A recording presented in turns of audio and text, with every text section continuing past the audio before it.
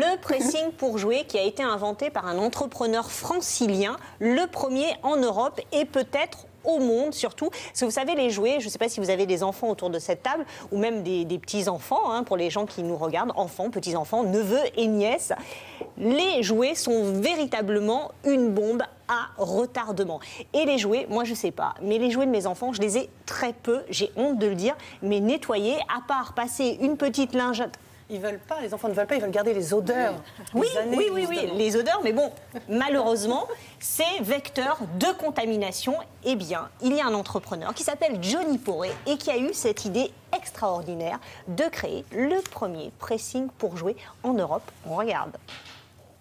Géraldine Declercq est une assistante maternelle qui, pour son métier, met de nombreux jouets à disposition des enfants.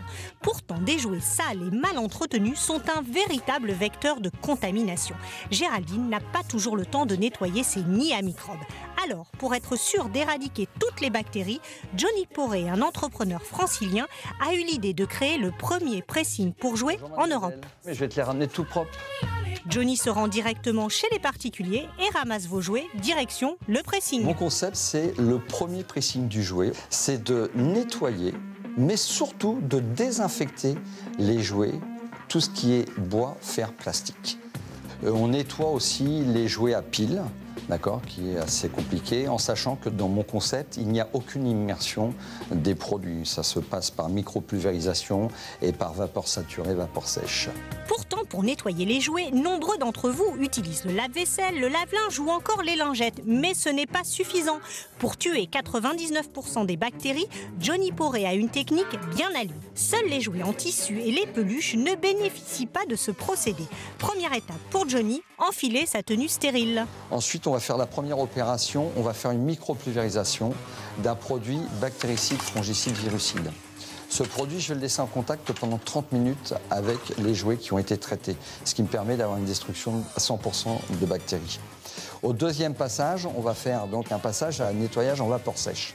Là, on travaille à 100, 120 degrés, ce qui nous permet d'enlever toutes les impuretés qui peuvent rester dans les jouets, puisqu'on le sait, dans le jouet, on trouve de la nourriture, de la bave, de la morve, un peu tout. Et même si on fait une désinfection, s'il reste des impuretés dans le jouet, les bactéries peuvent aller se mettre derrière, se nourrir, se redévelopper. Là, il n'y a plus rien. Le jouet est sain. Et la troisième phase du nettoyage des jouets, c'est de les remballer dans un film alimentaire. Nettoyer vos jouets grâce au pressing vous coûtera 48 € pour une caisse de 58 litres. Vous récupérerez vos jouets nettoyés, désinfectés et emballés 7 jours plus tard. Ce qui me séduit dans ce concept-là, une hygiène vraiment parfaite.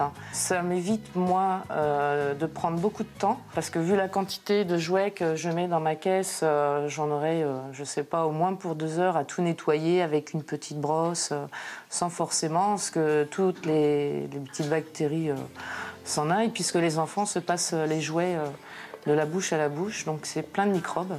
Particuliers, crèches, hôpitaux et cabinets de pédiatres font désormais appel à ce pressing pas tout à fait comme les autres.